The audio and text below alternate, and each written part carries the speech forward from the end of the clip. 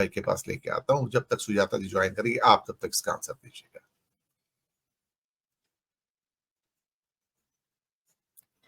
Unmute कर लीजिए sir.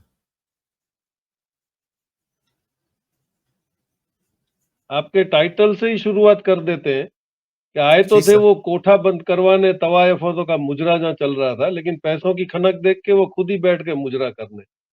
2004 में तो ये करप्शन खत्म करने आए थे, ये मोनोपोलियां खत्म करने आए थे, प्राइवेटाइजेशन करने आए थे। अब वो देख लिया कि बड़ा प्रॉफिटेबल है तो ये इसमें लगे हुए हैं। तो दुपट्टा तो इनका छीन ही लिया गया, क्योंकि इन्होंने भी तो वही सर, जो इन्होंने संकल्प पत्र दिया है वो इतना ज्यादा काम कर गया। तो इनको ऐसे था कि अभी हमारे पास तो संकल्प पत्र है नहीं, इनको एक बिलीफ का जो बलून था इनके पास कि अब हमारी तो 400 प्लस है ही, हमने जो किया है वो सब सही है। लेकिन इनके इर्द गिर्द जो थे वो सारे समझ तो रहे थे, लेकिन दे वर हैप्पी जो हो रहा है। आज आप देखिए जैसे हाथ छोड़ के सब चले गए हैं, क्योंकि इनका ये बिहेवियर गुजरात से रहा है। आज आप देख लीजिए जो गुजरात में ये इतना ही दुखद इंसिडेंट हुआ है, अभी तो 17-18 आदमी का तो डीएनए से पता चलेगा कि वो कौन है। इतनी बुरी तरह वो झुलस गए हैं। उसमें बच्चे हैं और वो प्ले स्टेशन था, उसमें मदर फादर जो साथ में खड़े रहने गए होंगे, शायद वो मर गए तो कोई ना कहीं खानदान ही पूरा खत्म हो गया होगा। लेकिन ये हुआ कब है? जब वो खुद एडमिट कर रहे हैं कि फायर सेफ्टी वालों का कोई इंस्पेक्शन ही नहीं हुआ है।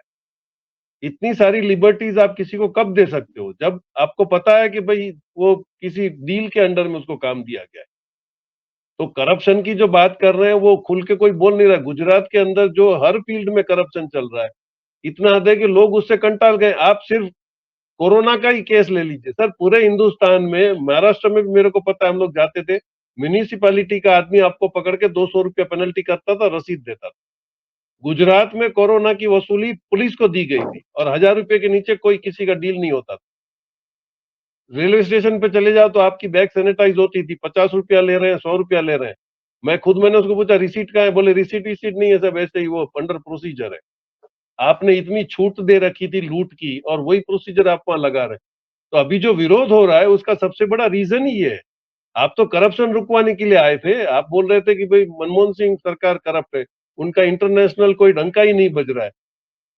तो आपने डंका भी बजा दिया, आपने करप्शन भी खत्म कर दिया, आपने प्राइवेटाइजेशन करके नौकरियां भी बहुत सारी बढ़ा दी, आपने ट्रकें बिकवा दी जीएसटी के चक्कर में और बोल दिया कि एक ट्रक के पीछे 8-8 लोग नौकरी पे लग गए, 40 लाख आदमी नौकरी, सब हुआ था, ऑन पेपर था। वो पता चलने के बाद ये सिचुएशन आ गई। अभी आप देखिए कि इनकी सपोर्ट टीम भी नहीं है इनके साथ।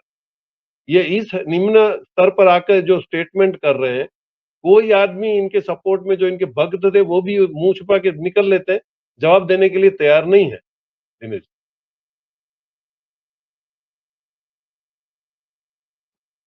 मुझे आपकी आवाज नहीं आ रही है। जी